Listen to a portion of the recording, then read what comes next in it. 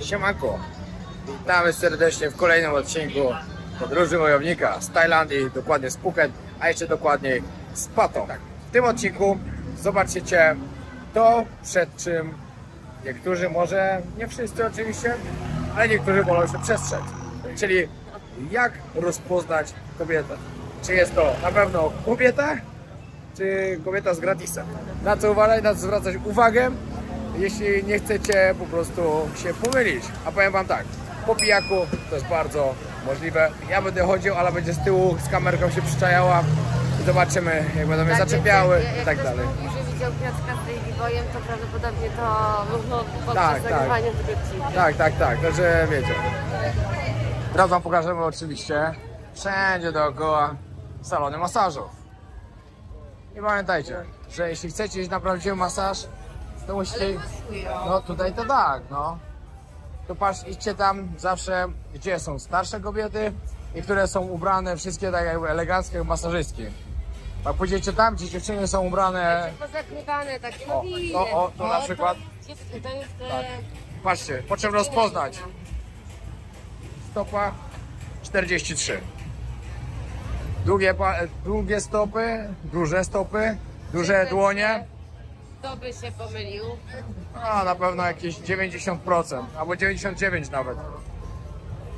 Naprawdę atrakcyjne dziewczyny, ale nie tak jest. A większość z nich tak naprawdę przyzna wam się, przyzna i tak dalej, bo one nie chcą też mieć przykrych sytuacji. A dzisiaj tak wyjdzie, po prostu wyjdzie, dosłownie. W pewnym momencie na pewno to wyjdzie, także nie macie się czym przejmować, no w końcu się dowiecie. No chyba, że jesteście w bardzo ciężkim stanie i zapomnicie, No. Jak tym, jak w Las Vegas, nie? Tak, no, ale... To jest też Nie no, gdzie?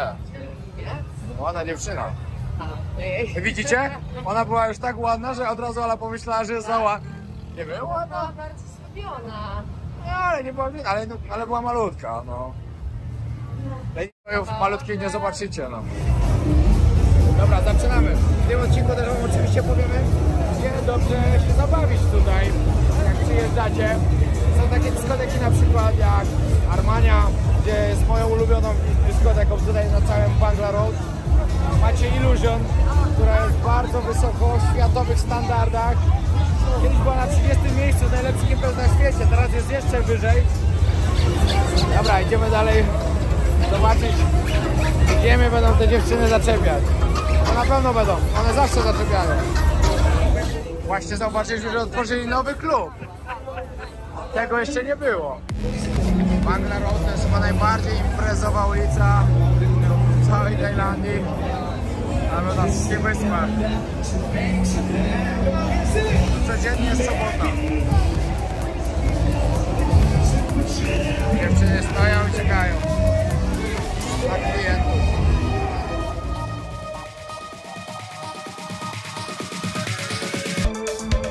Tutaj jest najlepszy klub na Phuket, jak dla nas oczywiście. Barpang i Armania. Armania jest dokładnie tam w środku. Możemy wejść sobie pokazać. No, będziemy wam pokazać.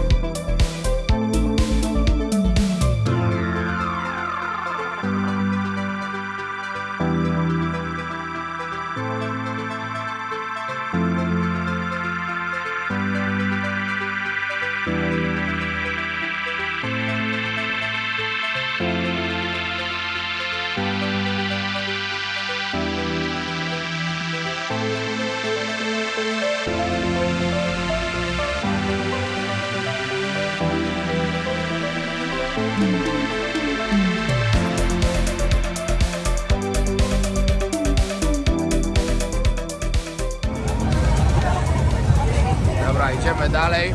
White Room otworzyli znowu. Chodź zobaczymy. Byliśmy kiedyś Na Sylwestra. My tu kiedyś często chodziliśmy, bo to było naprawdę bardzo fajnie. No.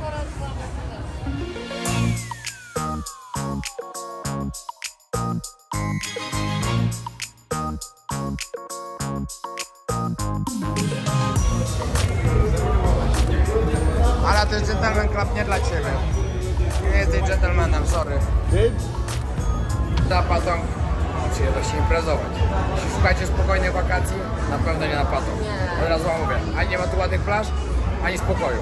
Tu jest tylko impreza cały czas. Pokażę wam dzisiaj fajnie, później będziemy jeszcze do Illusion, żeby też pokazać, jak wygląda. Są dwa kluby, które wam najbardziej polecamy. Widać, że otworzyli teraz jeszcze dwa nowe, znaczy White Room był dawno temu otwarty, ale był długo zamknięty. I jeszcze nowa ta dyskoteka, co wam jeszcze nie pokazaliśmy. Ja to dzisiaj widziałem pierwszy raz, także też jest coś nowego. Cały czas coś nowego tutaj jest. Kolejna ważna sprawa, o której musicie wiedzieć. Ping Pong Show. Ping Pong Show. Oczywiście jak pójdziecie tam z naganiaczem, pokażę wam 1800 za piwko. Jak powiecie, że tyle nie dacie, pokażę wam 900, czyli połowę ceny. Kiedyś było za 500, teraz już podobno mniej niż 900 nie schodzą. Od razu mówię, w tym nie ma nic takiego, co mogło podniecać faceta. Także żadna kobieta nie musi być zazdrosna o to, że pójdzie tam ze swoim facetem. A to jest raczej takie nieprzyjemne. Nie, powiem wam tak. No ja akurat mam tak, że każda grupa jak przyjeżdża, to może z każdą grupą mi się pokazać. Ale to nie jest nic fajnego. Ale nie bądź zazdrosna. Trzeba. Ale nie bądź zazdrosna. Będę miał w domu wojnę pewnie. To nie ma być o co zazdrosny. Ja po prostu się zastanawiam czasem, jak to jest możliwe. Jak te kobiety sobie wkładają takie różne rzeczy, że szok. Czarodziejki. Czarodziejki i artystki.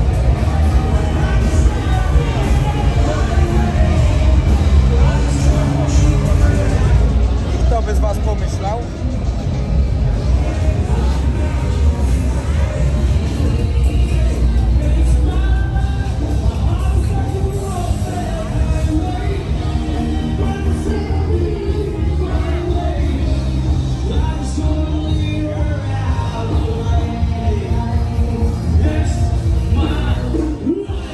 No i to na przykład teraz, co widzieliście, to przychodziłem i całkiem się dało wszystko fajnie ująć. Mogliście zobaczyć, no i po lewej i po prawej stronie wszystkie te panie. One też nie lubią, nie? Jak są nagrywane, raczej tak się chowają.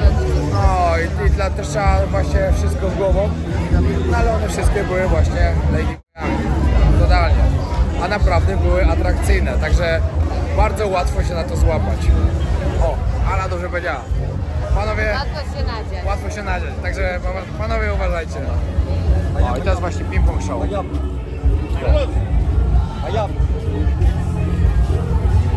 Ping Pong Show jest tu bardzo znaną atrakcją turystyczną. No to naprawdę, nie ma być o to tam zazdrosny. A dużo właśnie kobiet, no dużo par po prostu tam chodzi, sobie zobaczyć jak to wygląda. Tak to w Tajlandii jest.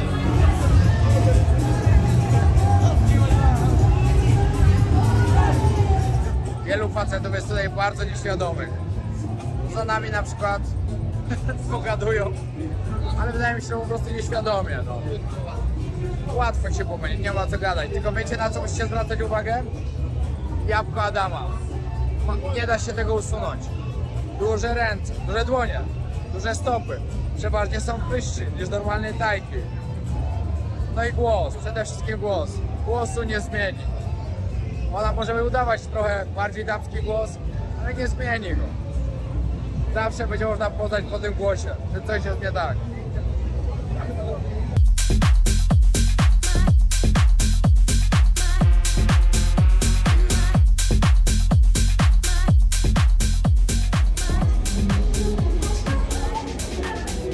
Dzisiaj jest tu naprawdę bardzo dużo.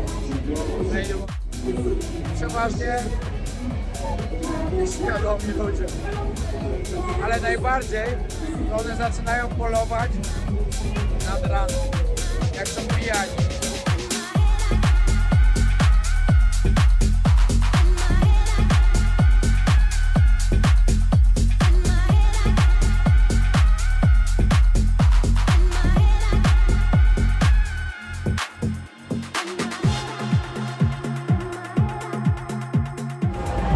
Wbijamy do środka, teraz wam pokażemy jak tutaj wygląda. Tutaj grają grają naprawdę największe sławy, jakie są na światowej scenie. No zobacz, Dimitri Vegas, Like Mike, Marcello, DJ Steak, Tiesto, i tak dalej, i tak dalej.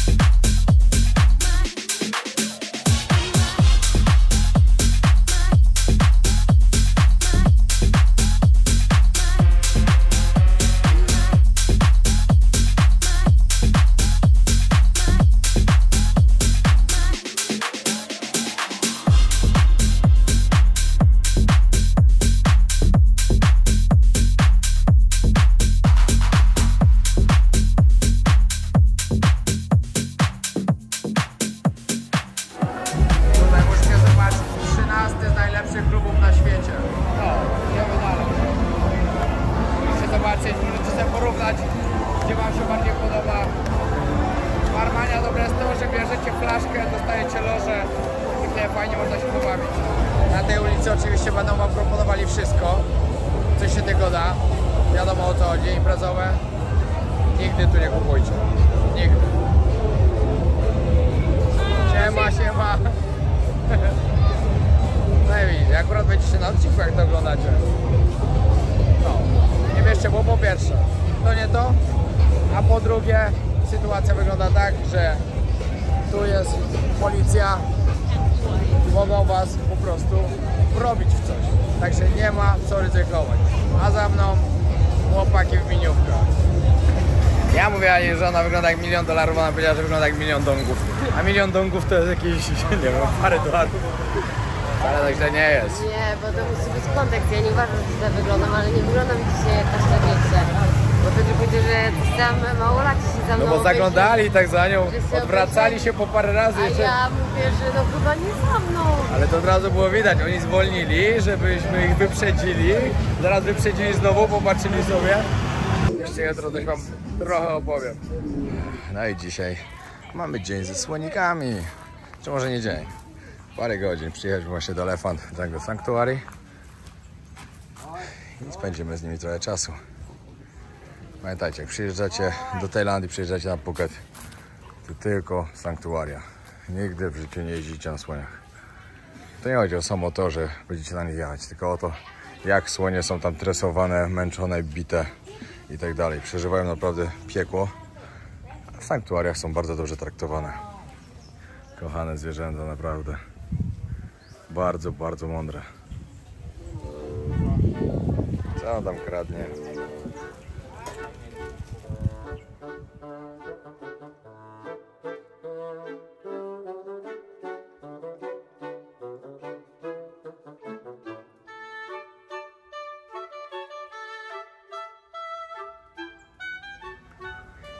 Na świecie macie dwa rodzaje słoni. Są słonie indyjskie, właśnie te, które widzicie tutaj, które głównie zamieszkują Azję, i słonie afrykańskie, które są w Afryce. Słonie afrykańskie są średnio o metr większe, ich uszy są inne. Tutaj widzicie, że słoń indyjski ma małe uszy. Słoń afrykański ma inne uszy, ma kształt, w sumie jego ucha to jest kształt Afryki. Tak jakby.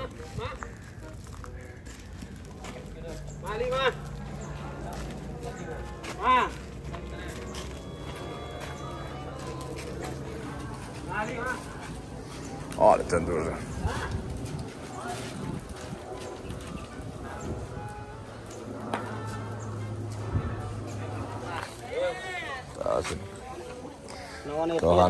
Kochane zwierzątka.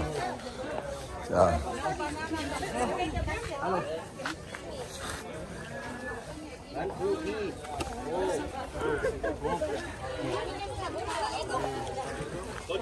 Strasznie lubię słonie.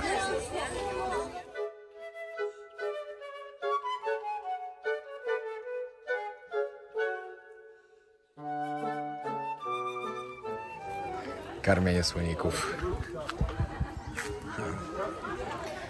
Tak, i pamiętajcie o tym. O, jeszcze chcesz.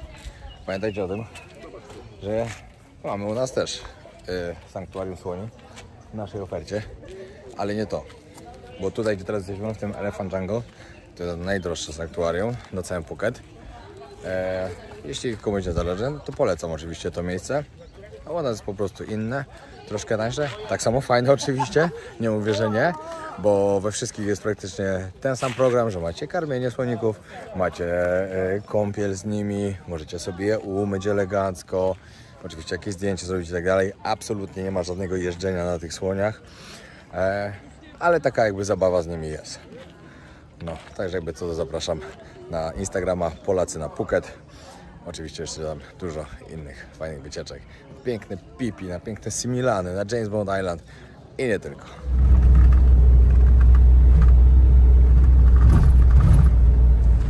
Kolejny punkt, najważniejszy, jeden z najważniejszych na Phuket, to przyjechać zobaczyć wielkiego Buddę.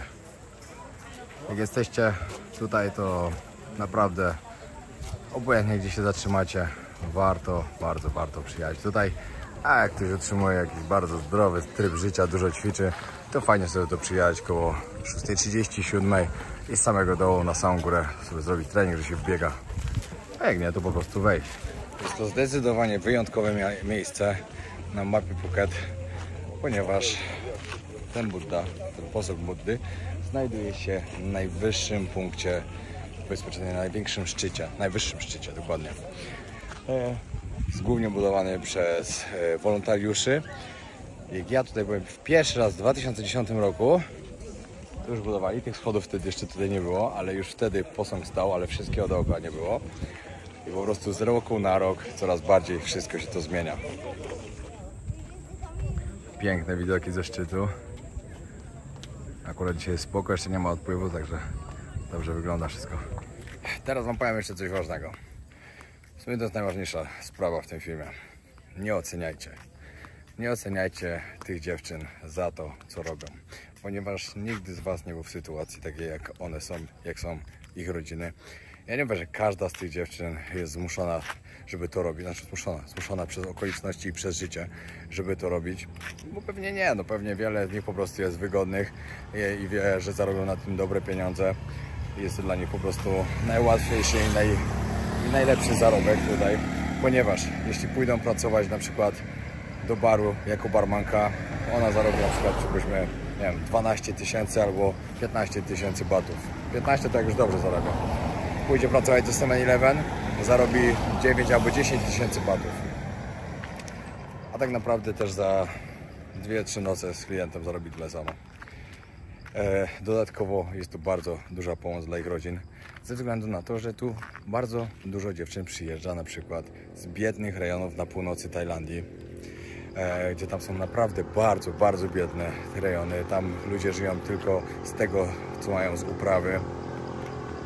Także wiecie, wiele osób jest po prostu zmuszonych, zmuszonych do tego przez warunki życia, no, żeby pomóc swojej rodzinie.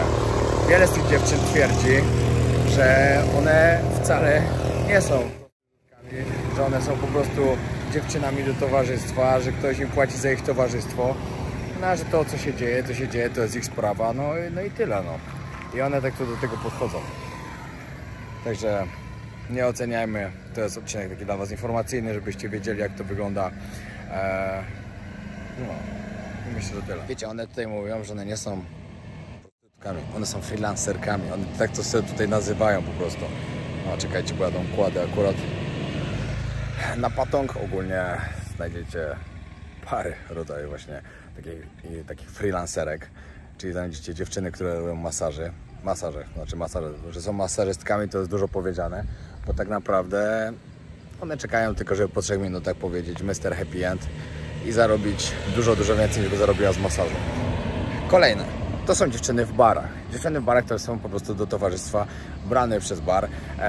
Ona po prostu dosiądzie się do was, jeżeli tam wejdziecie, napije się drinka, poprosi was, żebyście wykupili drinka. Oczywiście drink dla dziewczyny jednorazowe, byle jaki, kosztuje 200 do 250 tajskich batów.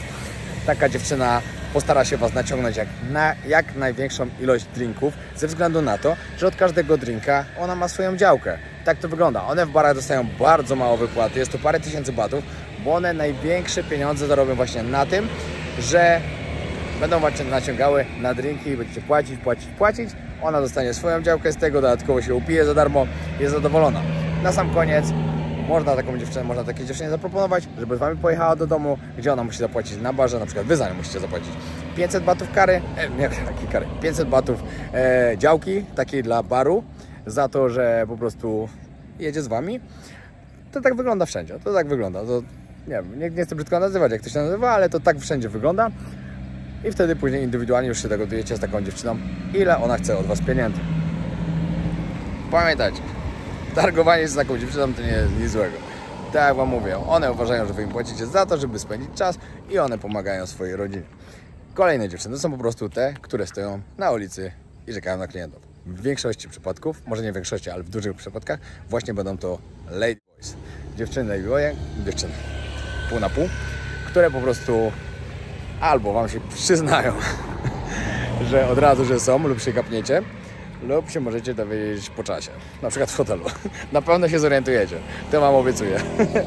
Lepiej wcześniej niż później, bo różnie może być. O nie jeden taki przypadek tutaj już był i słyszałem, że po prostu, wiecie, ktoś pijany, a kochanie, chodź, te buziaczki, wiecie, klepanie w tyłek i tak dalej. A w hotelu nagle się okazywało, że ściąga tajka, a tam fajka. Naprawdę masę już takich tutaj przypadków słyszałem. Także jak ci się zdarzy, nie jesteś pierwszy, nic się nie przejmuj. No. Ale lepiej się dowiedzieć. Ale wiecie, czasem też jest to niezręczna sytuacja, jak po prostu pytacie dziewczyny, czy nie jest przypadkiem ladyboy, a ona nie będzie. To wtedy one się obrażają się wtedy. Bo jeśli zapytacie akurat ladyboya, to na wam normalnie powie, tak, jestem. W większości przypadków one po prostu z góry już mówią, że są. No, ale czasem jest jak jest. No. Cóż. Kolejne.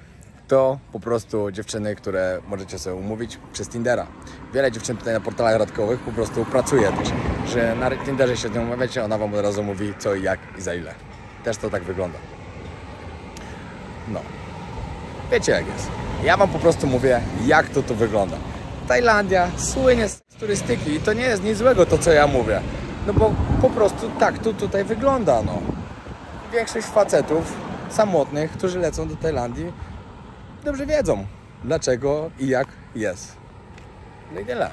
Także nie potraktujcie tego filmiku źle, że ja mówię jak coś złego i tak dalej, tylko ja mówię, jak to wygląda. No, to jest taki filmik informacyjno-ostrzegawczy.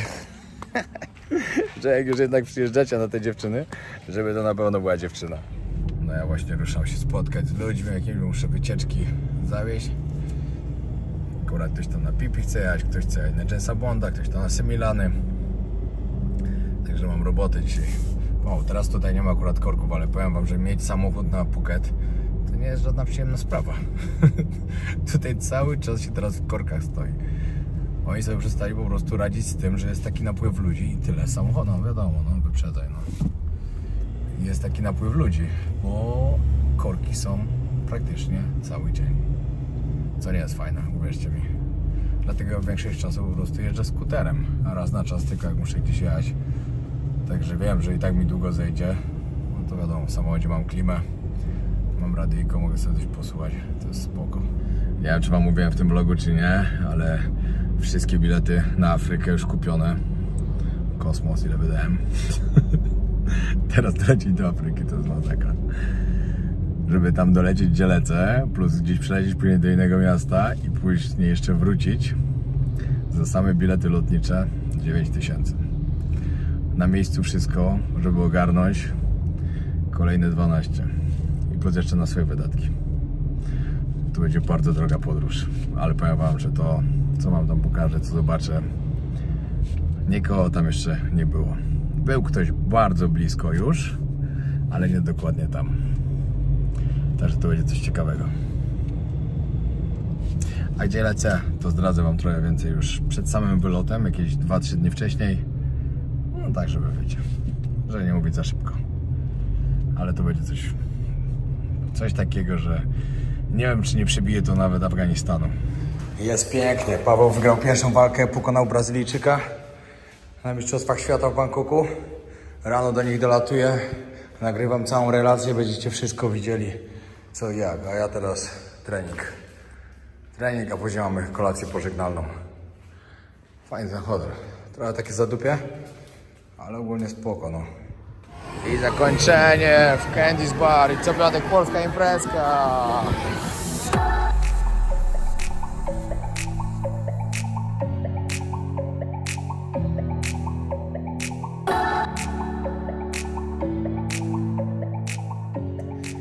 Dobra, to było na tyle w tym odcinku. Dzięki wielkie, pozdrawiam serdecznie i zapraszam na kolejny odcinek.